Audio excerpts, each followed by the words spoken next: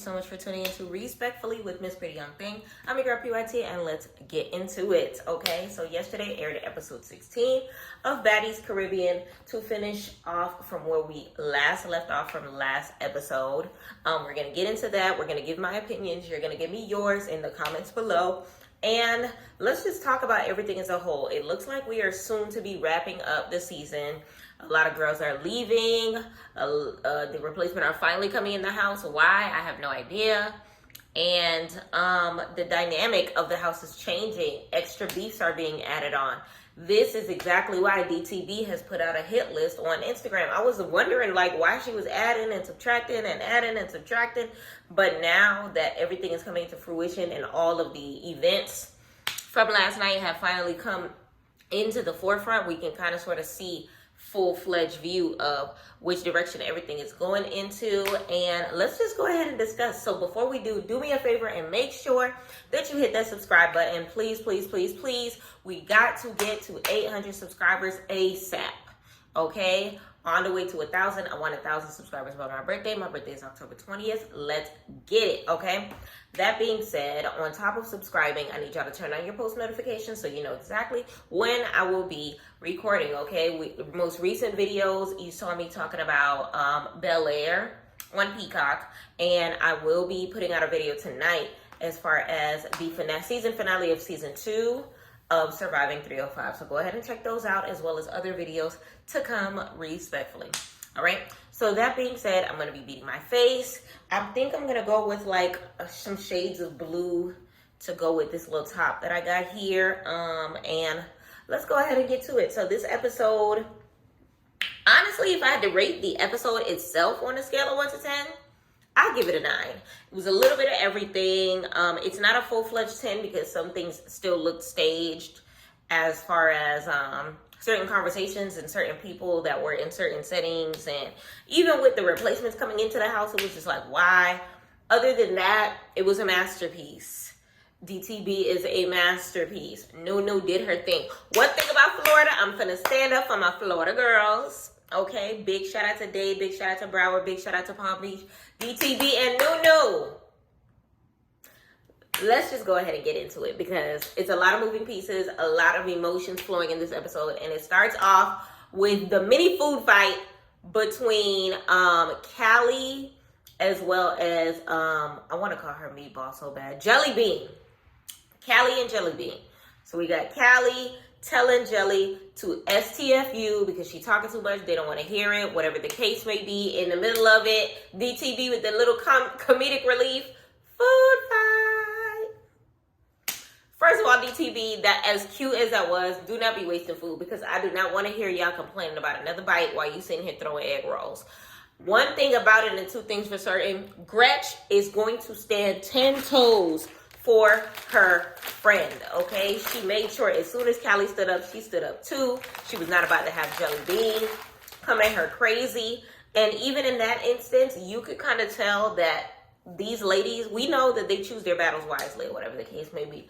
But in this circumstance, you could tell Callie Way definitely chose her battle wisely when it came to Jelly, okay? Reason why I say that is because later on in the same scene, she gets approached by Jayla and doesn't even move from behind the table. It was crazy because in the middle of that scene between her and Jelly Bean, she was ready to pounce on her, ready to snatch her. Shout out to Jelly Bean for being the mature queen that she is because she was just twerking. She was just like, oh, you want to fight?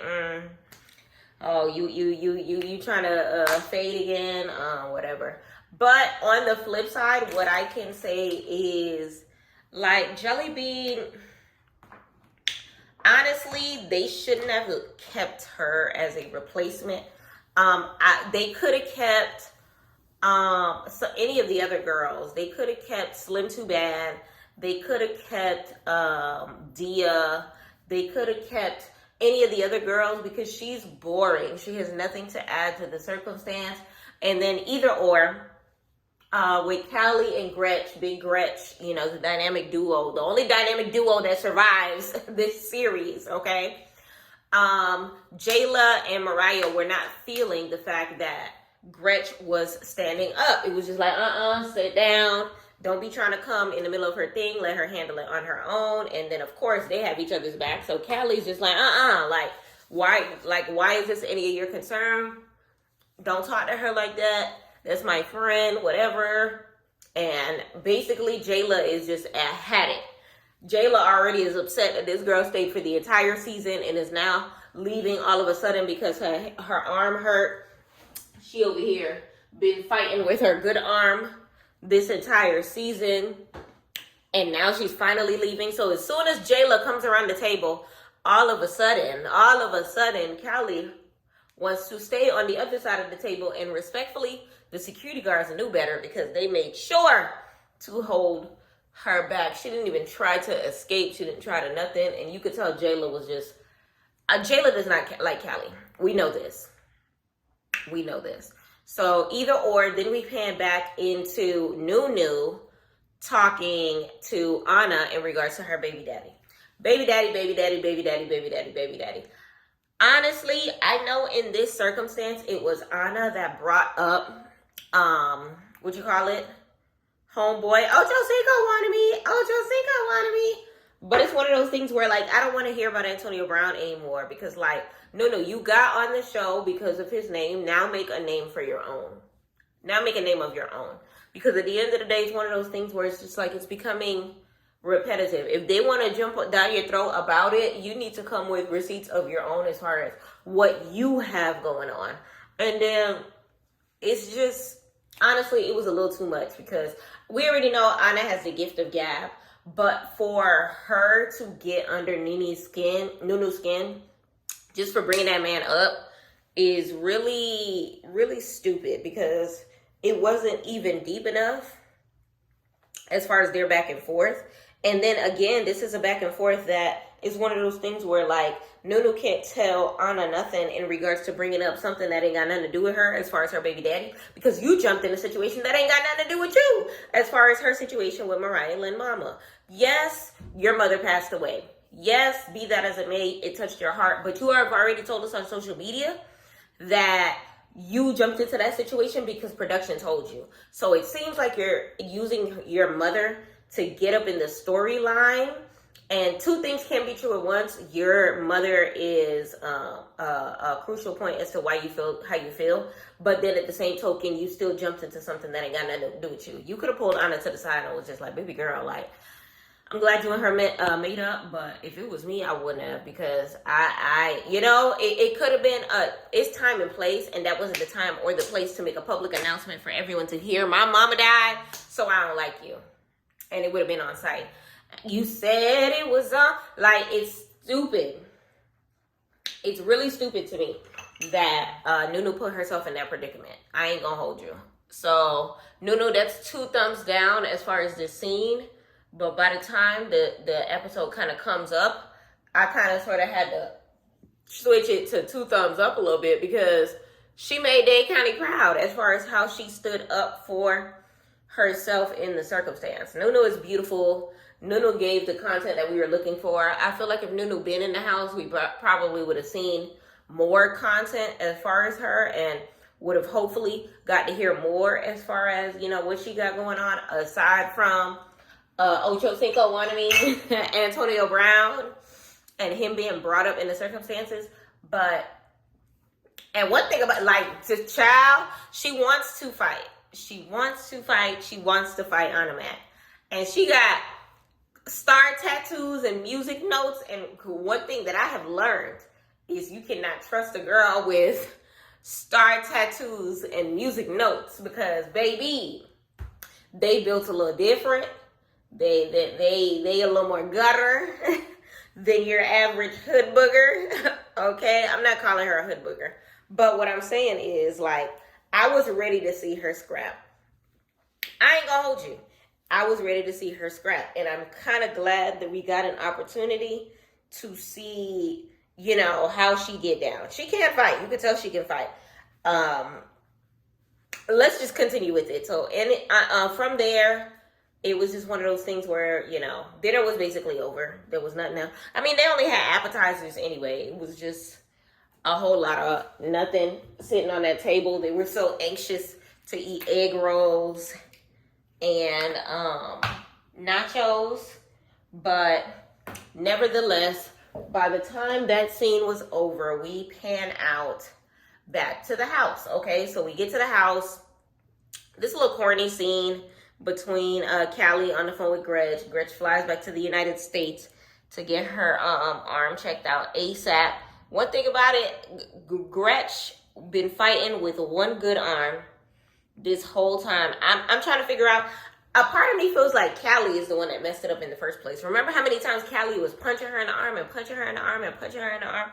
Like, child, I'm going to need Gretch to run back the tapes and realize that it might have been your homegirl that dislocated your shoulder or, you know, bruised you up internally or whatever the case may be. Respectfully, she may owe you a little bit of compensation. Or at least she needs to front you the money for the pills. Or at least she need to send you a get well soon balloon with a little cash app attached to it or something. Because I think it was Callie that messed up your arm, sis. Either or, I think that little filler scene was stupid and unnecessary, and I didn't care to see it. Because you already know it pans out to Gretch farewell scene. This is the first season where they actually care to give us farewell scenes. And why did they hand out so many checks for so many girls that weren't even going to stay for the entirety of the situation? Like, I didn't understand what was the reason. Like, I didn't get why it was okay, why it was a thing for them to keep all of these girls that were only going to be a part of like 2 or 3 scenes, 1 or 2 episodes, replacements that aren't replacing, doing a whole bunch of like, for what exactly? But one thing I can say is, like, I said it in one of my other videos that I feel like had they gotten to know Gretch, they would have definitely liked Gretch. She's super sweet. She definitely has a personality that the girls would have enjoyed had they took the time to get to know her. But she kept saying the N-word. That would have been their nigga. Had she not set herself up for failure from the very jump, you know. She did mention in her confessional that she should have listened more as far as, you know, the other girls' opinions or whatever the case may be. Granted, she was being herself. Granted, I blame, you know, her baby daddy and whoever else that she has around her where she is from that gave her the pass to say the N-word and not warn her that it's not good in every hood. But nevertheless, no more Gretch. Gretch done got flued in and then flued out. Okay? So she basically just told Callie, like, keep your head up. She told her to keep her head up. And we pan into the next scene, okay? So I believe the next scene was it them on the beach? I think it was them on the beach. Let me know how you feel about how Gretch ended up leaving the house. Because I know in the dinner the night before, Jayla was definitely upset at the fact that Gretch got to stay the entire time at the house. Why? Okay? She was I feel like that's what she was mostly upset about. So let me know in the comments how you feel about how Gretch ended up staying for the entire season, despite what she did to Jayla, okay? So actually the next season was the replacements going to the main house. Now, the only replacements going to the main house are now Noo-noo and, what was her name? The big one. Hold on. She hella tall. Noo-noo and the other one ended up going to the house. Jelly Bean ends up going home because Jelly Bean, I guess she has some sort of like PTSD, nervous breakdown. I don't know everything that's going on with her, but honestly, Baddies seems like a very, very traumatizing experience, so I'm not surprised. I feel like Hi, My Name's T might have had the same effect. I feel like, what's the name of the one that was praying in that one episode? I mean, in them couple episodes that Krishan was on? Whatever her name was, I feel like she had the same effect. I feel like it was one of those things where they 100% like, I don't know, they were traumatized in that sense. So I can understand that, but then at the same time, I can't take that excuse 100% for face value. I take it 75% for face value, but the other 25% will go to the fact that Jelly Bean, you would have been okay, in this circumstance had you not started the drama for yourself. Now, with Tasiki, I blame Tasiki. It was her fault. She was building a circumstance out of nothing. She was standing next to your man. Who cares? She doesn't want your man. Don't nobody want your man but you. That's the kindest that I could say that. He not ugly, but she wasn't checking for him. Okay, so that being said, when it came to the Jelly Bean versus Callie situation, Jelly Bean, you can only blame yourself. Why? Because you snuck Callie. You came for Callie on the beach. You hit her first, which is why she ended up wanting your head for the rest of the season, all the way up to this little food fight. Because you came at her just trying to swing crazy. She ended up trying to knock you on the beach, and you started that situation. Like, had you not started that situation, there would have never been a situation. You get what I'm saying? So, like, I can only give her, a little bit of sympathy as far, well, I'll say, like I said before, 75% sympathy, because I can understand you regretting your, decision when it comes to, trying to get in the house so bad and then not getting in the house and then being on the sideline and then, having to wear them crunchy wigs for the rest of the series. But in all, Jelly Bean never even, she gets invited into the new house just to never even go to the new house. All right. So now we're getting into Noo-noo and what's this girl's name, y'all? Kiva is her name. Jesus, why did it take me so long to remember her name? So Kiva and Noo-noo are the only surviving replacements that are at the house, that are on the way to the house. All right. So as they're on the way to the house, we have not Biggie, Rolly outside with Tasiki, having a little smoking conversation or whatever the case may be. They outside taking a smoke. Okay, and they're basically discussing the replacements coming in the house and how they feel about it. And they also had to talk about how they felt about E.T. and that situation. So basically, Rolly filled in Tasiki about how her and E.T. did not have much words to have for each other because they ended up scrapping or whatever the case may be. Let's talk about these looks first and foremost. Tasiki's curls were up and she had the little Bob Marley's in the back. When I tell you I cackled when I seen other people calling her Captain Jack Sparrow, because it was one of those things where it was just like, it's giving Jacqueline Sparrow a little bit. Tasiki Sparrow. Just a little bit. Only because these curls in the back, these curls in the front with these dreads in the back, and you're in the Caribbean, it's giving Captain Jack. I ain't gonna hold you. I don't know why this is slowly but surely becoming a look. The first person that I seen, like, trying to achieve this look was Carly Red. She had a fish braid in the back, and then she had a bunch of whatever. I seen Tommy do something similar with the fishtail with a couple things in it, and then the hair going on or whatever the case may be. I don't know why this is becoming a thing. The business in the front and the party in the back. It's like a ghetto mullet. Just a little bit. But either or, they were out there. They were discussing, everything as a whole. Rolly's look now. Let's get into it. I honestly was okay with the Rick James. I was okay with the honey highlighted Rick James circumstance. One thing about Rolly, she's gonna make sure that faja is together. She's gonna make sure that she gets her, I'm not even gonna say her money's worth, her goal's worth, because it was free. When it came to her making sure that her body was in place, and I 100% appreciate her for being a good advocate for keep it together, keep it right, keep it tight. Hopefully she's eating what she's supposed to eat. in order to get the best results, you know, of her situation. Other than that's honestly all they really talked about when they were outside.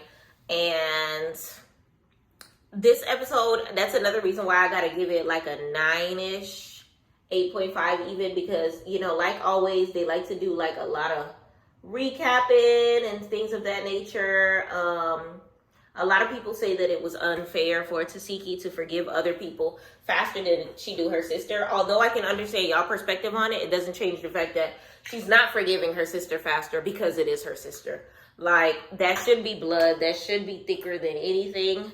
And she feel like her sister violated. So it's not our position to be able to put, you know, say anything past that. So now, we go over to the beach scene. So first we have Tinkerbella and Scotty basically talking about their opinions on Big Kiva, kind of sort of calling Scotty out when it came to the dinner. So then from there, Biggie and Meatball end up joining. So as soon as I seen Meatball joining, I already knew what time it was. And that this scene is what I was talking about as far as like people placement and everything like that, because it was one of those things where it was just like, they took him to the beach, I feel like, because that has low-key became like the scrapping zone when it comes to everything. Because remember, the first fights that they had happened at the beach. Every fight they've really had have been like in some sort of like an outdoor circumstance. At least the bigger fights or whatever the case may be, it's been outside. It's been outside. So in this circumstance, they together started kind of sort of just chopping it up about everything that's been going on. So then from there, they started discussing Noo-noo jumping into the situation as far as Mariah and her family. They discuss how they feel like it's wrong for Mariah to, you know, bring her family in, and that it's wrong for her to be discussing with Noo-noo. Basically, they're blaming Mariah for the circumstance that happened between Noo-noo as well as Automatic, because clearly you have been talking to the replacements about what's going on the outside. You're telling them your opinion, and it's like kind of sort of bleeding into their heads as well as what the producers are saying, and creating a scene that way. And respectfully, I believe it, because we know that Mariah is sneaky. Like, this is nothing new. This is nothing new, and this is nothing new. So it's like, to see her kind of sort of be a puppet master in a kind of way is kind of sad on behalf of Noo-noo, because she thought she did her big one when she brought it up at the table, but it really wasn't. As far as that scene goes, it really wasn't her big one. And I definitely believe that Mariah Lynn and the producers kind of sort of stepped together as far as that situation goes. Let me know in the comments how you feel about it, every which way that you feel like this particular situation took place. I hope that they discuss it at the reunion. We shall see. We shall see. So then from there, Meatball and Tinkerbella end up having a conversation. So Tinkerbella is just like, okay, so I wanted to talk to you as far as our situation. Now, this is where it gets a little crazy, because Meatball doesn't want to talk to her at all. She's like, no, you could have pulled me to the side. We're not going to have this conversation in front of these people, which I can understand where she's coming from. But then at the same token, if Tinkerbella feels like maybe they may have needed, you know, mediators, I can understand her wanting to do it in front of them as well. But then I can also understand Meatball feeling like she's doing it for the cameras. Let me know in the comments how you feel about that, because I can see both ways when it comes to the bringing up the circumstance in the first place in front of the cameras. Now, they started going back and forth on some personal things. So it's one of those things where, like, at first you think off rip that they're going back and forth for a Baddies chain. But it seems deeper than the Baddies chain from here, because they end up getting in each other's face. But in the face-off scene, you can tell they really care for each other. Why? Because they did not go for blows. We seen the same thing when it came to Suki and Sapphire. We seen the same thing when it came to Siki and her sister. We seen the same thing when it came to, like, all the people that are like true friends. You don't see them like laying hands. You see them talking shit, you see them huffing and puffing, you see them venting, you see them telling how the other person feels or whatever the case may be. Now, when it came to like the argument back and forth, I understand both circumstances, but whose side am I on? I'm on Tinkabella's side. Because if you talking ish about my children, my daughter, hello? If you over here talking about, you wasn't even there for me when my uncle died, okay? I was a friend to you. I always celebrated your circumstances and you never hear from me when I'm celebrating mine. I can understand where she's coming from, because the only leg that Meatball had to stand on in that circumstance was, you left me in the house in Miami for 10 hours. Okay, granted, you came all the way to Miami to see her, but ain't you a celebrity guest? Ain't you an international superstar? Like, where is your money? Where's your coin for you to be able to take care of yourself? You know, I'm pretty sure she didn't just leave you hanging and was just like, hey, I'm about to get into this. Do you want to slide? And you probably didn't want to slide, and then you ain't had nothing else to do, and then you was probably sitting at the house watching TV, and life was passing you by. And honestly, that's not her fault, because you grown, and you could have easily found something to get into, and then y'all would have linked on a later day basis, go to KOD, go get something to eat, you know, to sissy bump, freaking finger licking. Y'all could have linked on a later basis, okay? And for you to be doing the most on that circumstance was kind of sort of like stupid. Like, I honestly understand Tinkerbella, because it's one of those things where like I can see it from a perspective of Meatball blew up on social media, and you know, Tinkerbella was trying her best to like celebrate with her, whatever the case may be. You know, but that's her sister. Y'all grew up together as far as on the block. They're not blood sisters now.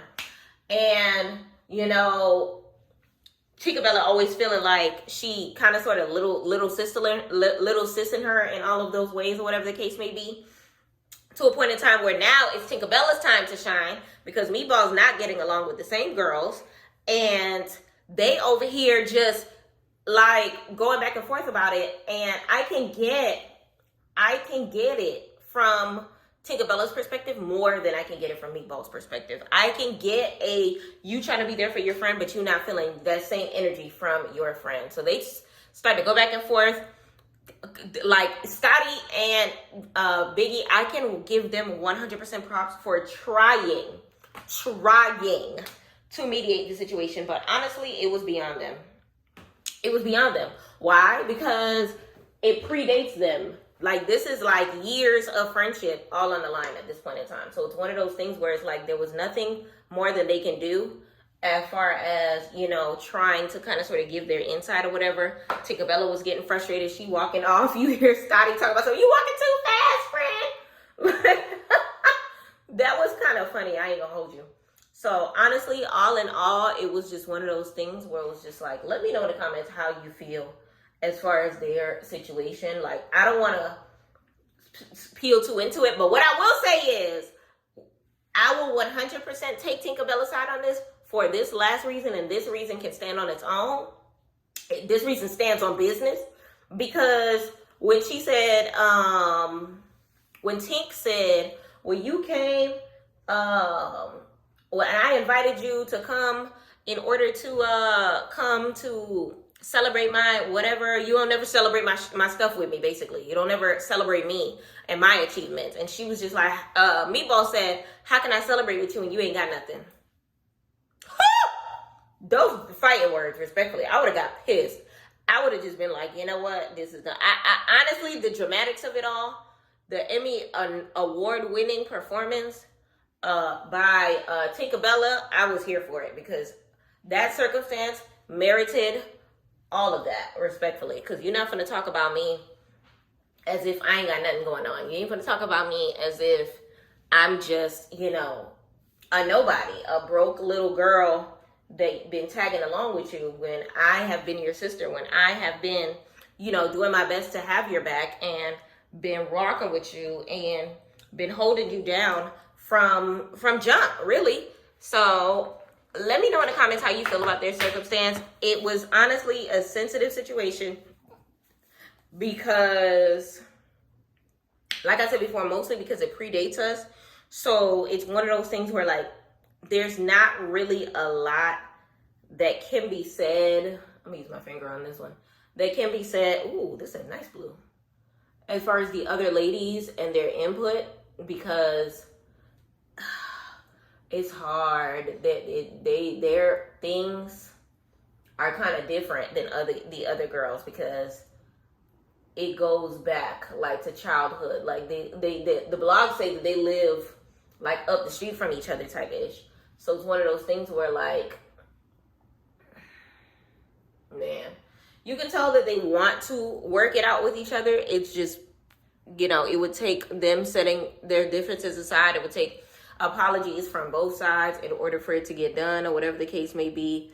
And altruistically, what I've gotten from this circumstance is, yes, Meatball was jealous about the chain situation. Yes, Meatball was jealous about, you know, her making friends and kind of sort of building with the other ladies, or whatever the case may be. And yes, Tinkerbella took her opportunity at the Baddies' house differently than Meatball did. So two things can be true at the same time. You know, Meatball can be, you know, right to feel how she feels, as far as feeling like she deserved more. But did she deserve more? Respectfully, no, because Tinkerbella is actually putting in the work. She's trying to get to know these girls. She's trying to get some TV time. She's, you know, putting her personality out there, and you're kind of seeing the true her shine in this circumstance. And she is getting the fruit of her labor by way of the Baddies chain, by way of the acknowledgement, by way of the girls kind of rocking with her and taking her side when it comes to, you know, what's going on with them. Now, at the same token, if Meatball feels some type of way, the only person that she has to blame, that she can blame, is herself. She can be treating Tinkerbella no type of different just because she's not seeing eye to eye with her, or whatever the case may be. Like, I feel like it's wrong of Meatball to, you know, do what she has been doing, especially that fake little congratulations. She said she congratulated her. You said the words congratulations, but did it come from your chest? Did you mean it from your spirit? No. National TV, we all saw it. You did not mean it. So let me know in the comments how you feel about the situation between Meatball and Tink. Do you feel like they're going to fight at the reunion? Do you feel like they're going to fight in the streets prior to the reunion? Do you think that they're ever going to be friends again? Let me know. So now, Big Kiva and Noo-noo, their car makes it to the house. They pull up. They only pulled up with duffel bags and little, what you call them? Travel size, not travel size, but, I don't know, like, it was giving you props. It wasn't even given they were really moving into the house. I ain't even gonna hold you. So either way, they come into the house, they start knocking on doors. Where's my room? Where's my room? And some of the other ladies start opening the doors and seeing what the hell is going on, because they hear a lot of commotion happening from the halls because the replacements are here. So you see Kiva trying to get into Natalie's room, and Natalie's like, hold it right there. Y'all, I said y'all come in the house. I ain't say you come in my room. Okay. So you see them coming in. You see Kiva with her backpack ready to get comfy and all that good stuff. And the ladies are just like, why are y'all coming to visit? Because ain't no space for y'all. Which I found interesting that they got invited to a home that all of the rooms were basically spoken for. Even Gretch room, what you call it? Callie said that she gonna make sure that she hold her room down and that nobody gonna come into it because she gonna put her luggage in it. And it's one of those things where it's just like, where exactly are y'all sleeping? Unless they were sharing Gretch's room, it's kind of hard to figure out what's going on. So either or, they ended up coming to the house, very upbeat, very ready to shut it down, very ready to pop their ish, very ready to be like, yes, we're baddies. Yes, we belong here. So what's good? And the girls weren't feeling it because, of course, now Anna is just like, you don't deserve to be in this house. I don't know where y'all think y'all gonna stay at.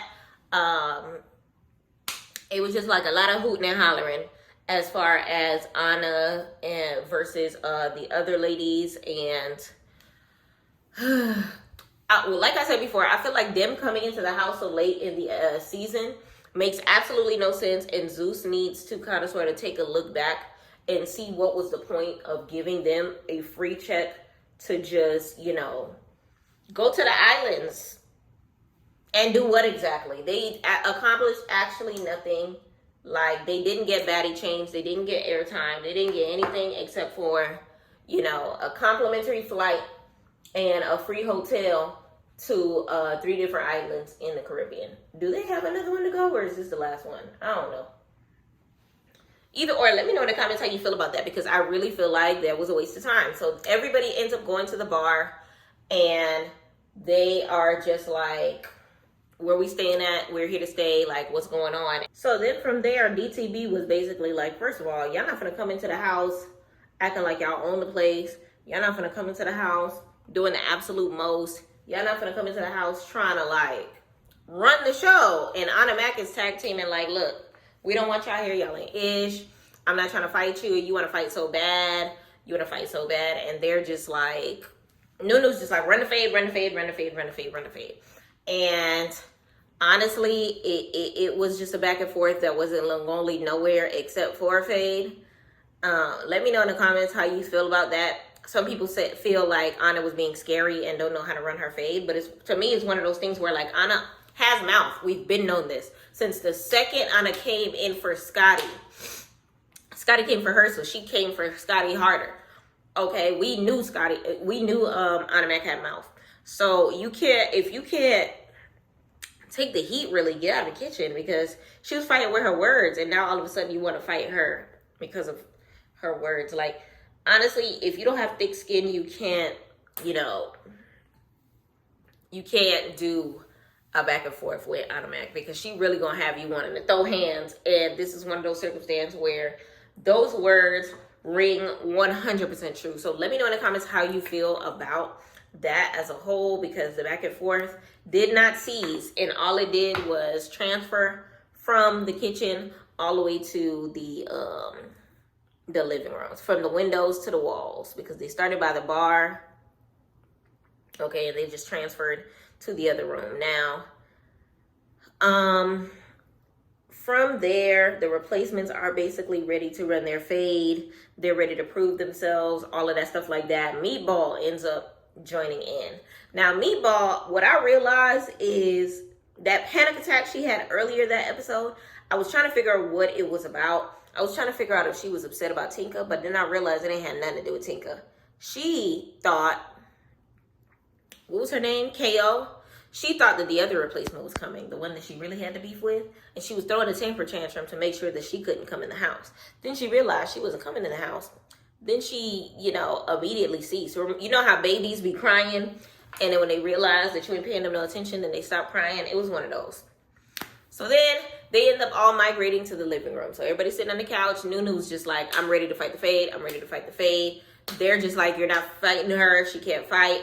So then DTB volunteers her services to go in and fight on her behalf. Anna Mac ate that confessional look. It was giving Jessica Rabbit with the red, okay? DTB gets tagged in. As soon as she gets tagged in, she ready to go. So we got DTB to the right. We got Noo-noo to the left. Back and forth, okay? It was just juicy. It was juicy because they honestly both could fight. Noo-noo definitely was leveled when it came to DTB. DTB titties came out. They both ended up losing their wig. Okay, DTB won that round. She clapping it up with Anna Mac. Noo-noo sneaks her. She falling and rolls across the floor first and foremost. Y'all, her roll with her legs up reminded me of, I think it was Kevin Hart Laugh in My Pain. Kevin Hart Laugh in My Pain. Remember that bid where he was making fun of Shaq? And how Shaq looks when he throws his legs up and falls on the ground, and he's just like, oh, yeah. That's all I could think of when I seen DTB's legs sprawled up in the air. I was just like, oh my God. Oh my God. That joke was funny.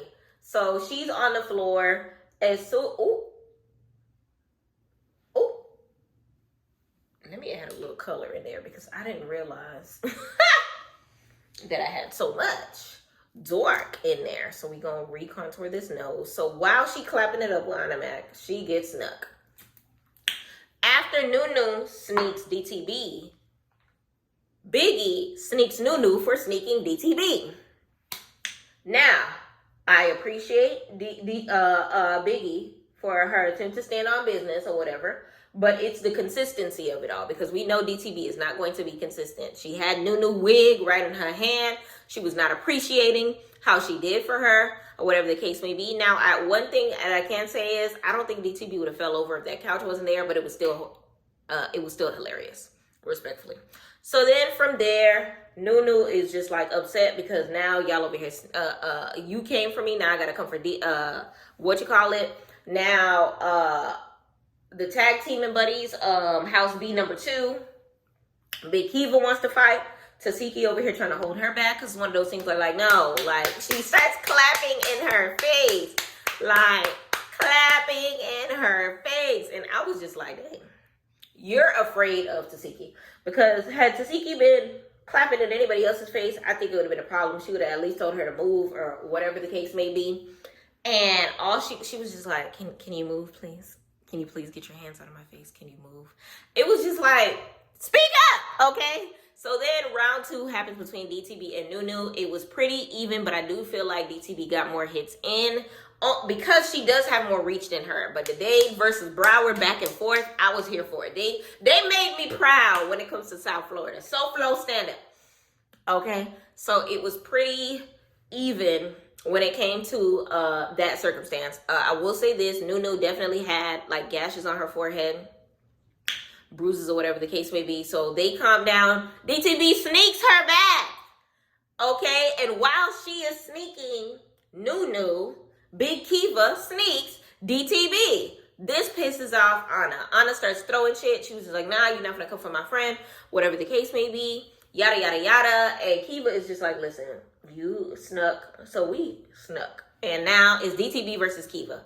That one was pretty, it looked like Big Kiva was getting the most of her, but if you're paying attention, you know that DTB had a mission, and her mission was the body slam.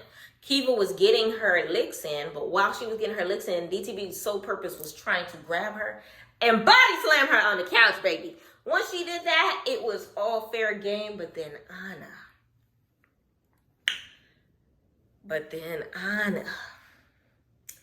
Anna starts getting some licks in. Let me know in the comments how you feel about Anna getting her licks in, because I feel a couple ways. One, Anna, this whole fight situation was because of you. So if you wanted to get in there, you should have ran your own fade. Now, 2, I do understand that the only reason Anna stepped in to like put them hits in is because she wanted Biggie to do it, but Biggie did not do it. She kept telling Biggie, don't make her fight for herself. Like, because by that point in time, it was one of those things where, like, it was Battle of the Sneaks. So she could be fighting Big Kiva and Noo-noo may jump in.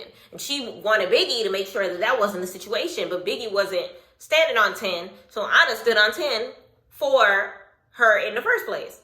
So I understand it from that perspective.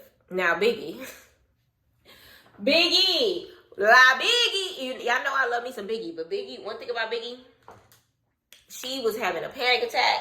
She was just like, oh my God. Oh my God. She did not want to jump in that situation. And it's just like, dang, you want us to jump in for Noo-noo, but Kiva is your size and you don't want to jump in it. What's happening? Why are you panicking? She had a whole panic attack in the middle of that circumstance, and which forced Anna's hand to, jumping in there. Did Anna have to? No. Did she choose to? Yes. Which brings my last point. Ain't no rules to fighting, right? They keep saying it. Ain't no rules to fighting. Ain't no rules to fighting. Ain't no rules to fighting. So we can't be surprised when they be scrapping all the rules that y'all made up in y'all head about how they should fight. Okay? It was Battle of the Sneaks the entire time. Okay? So at the end of the day, if she feels like she has to defend her friend in that manner, ain't nothing we can do about it. I love me some Anna Mac, so it's one of those things where, like, I can get it from her perspective. She a real one. She's young. She's going to do what she got to do for her friend. And at that point in time, she considered DTB her friend. She still considered DTB to her friend because they both stand 10 toes down by how they handled theirs when it comes to the Big Kiva situation. And it is what it is. Now, will Anna and Big Kiva go at it in the reunion? Probably not. I feel like Anna Mac is probably gonna make her, gonna clown her the same way that she did Rolly. Running around, smack her, maybe bring some food, and just run around like her and Biggie did last time. So We gonna see how that goes. Let me know in the comments how you feel about that circumstance.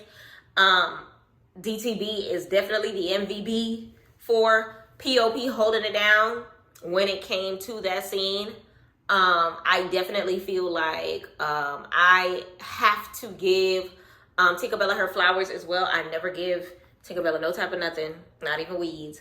But this episode made me like her because that Oscar-winning performance, the kiss on the cheek, the look into the camera.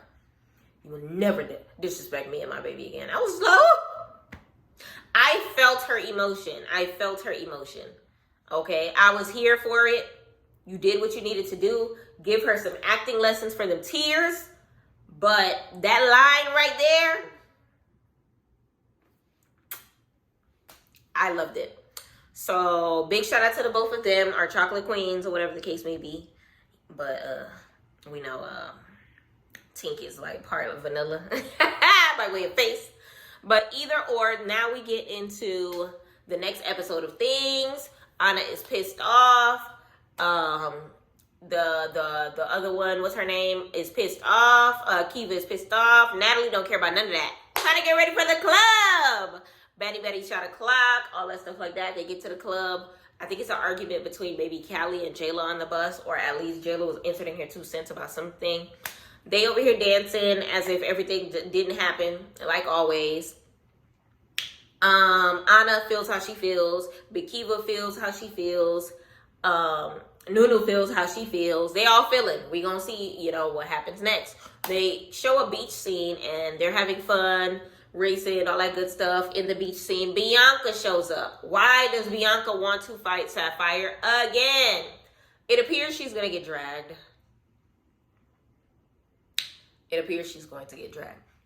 It's Sapphire fighting her with a whole sombrero for me. Respectfully.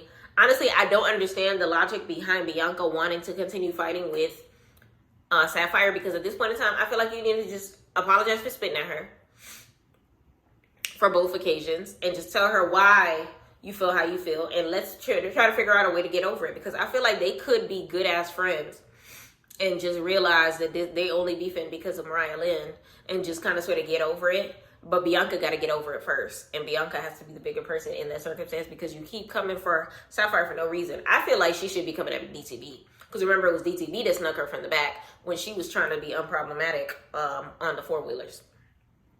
I feel like she should be mad at Biggie, because it was Biggie that snatched off her glasses, which she probably didn't see it until the episode aired. But still, I feel like her coming for Sapphire when the root of the problem was Mariah Lynn, and you and Mariah Lynn aren't even friends anymore. I feel like the same way that her and Asian squashed it, her and Sapphire could and should squash it. But I feel like as Sapphire's trying to be the bigger person in that circumstance by way of their dinner, well, that sit down they had at that restaurant, Bianca needs to some way, somehow, like, let that ish go. Like, let me know in the comments how you feel about it. I really feel like they're fighting for no reason. I really feel like Sapphire don't care to fight her, but Bianca wants to fight her so bad. But why? Why? Either or, let me know in the comments how you feel about this episode as a whole. Like I said before, I give this episode a 9 out of 10. The best episode we've had in the entire season. We've had a couple flops, but this was the one. It had our Oscar-winning performance. It had a tumble cartwheel. We had DTV cartwheeling across the floor with that little tuck and roll situation. We had Battle of the Sneaks. We had a little bit of everything. We had some dialogue. We had a surprise appearance by Captain Jack Sparrow by way of Tasiki. It was just a lot. It was a lot, and I was here for all of it. Like I said, I give it a 9 because some of the dialogue appeared too staged for my liking. As far as Scotty and Biggie being on the beach with them, as far as Tasiki and Rolly having that staged ass conversation outside. It could have just been in the bedroom. They could have just been, I don't know. It was just like, go outside. So, like, I don't like that. They need to make it look more like chill. Like, maybe it's a couple of them and not just them two or whatever the case may be. I don't know. They need to fix it up. Kick it up a notch. Other than that, this episode definitely was bomb. Let me know in the comments how you feel about this episode. The Battle of the Sneaks. All is fair in love and war. What else can we call it? Ain't no rules to fighting. Let me know how you feel about it. Let me get a punch emoji. Let me get the boxing. Let me get a cartwheel for DTB in the comments for the little tumble that she did. Let me know how you feel about it. Let me know in the comments your input on the episode. Let me know who your most valuable baddie is. Let me know how many of these beasts you feel like are going to fall into the reunion episode. Let me know how many of these baddies do you feel like are actually going to make it to the next season. We know that Meatball ends up getting a chain, reluctantly. We know that Tink is going to make it. We know DTB respectfully better make it. Because period. Noo-noo, I would like to see her on another season. We'll see if that actually happens. And yeah, let me know how you feel about it as a whole. Y'all, the look is looking. We got the bluesing. We got the highlighting. And we went a little light with the lip. Let me know on a scale of 1 to 10 how you feel about my look all together. Laid the baby hairs, and it's time for us to get some food. I'm a little hungry. I appreciate y'all for watching this video in its entirety. And like always, make sure that you like, comment, subscribe, hit those post notifications so that you can check out some of the other videos that I have going on respectfully. So that being said, y'all, we are on the way to 800 subscribers. Tell your friends, tell a friend to tell a friend that PYT is here, and let's get to that goal. I'm gonna catch y'all on the flip side. I can't wait for the next episode, and until next time, thank you for watching PYT TV respectfully.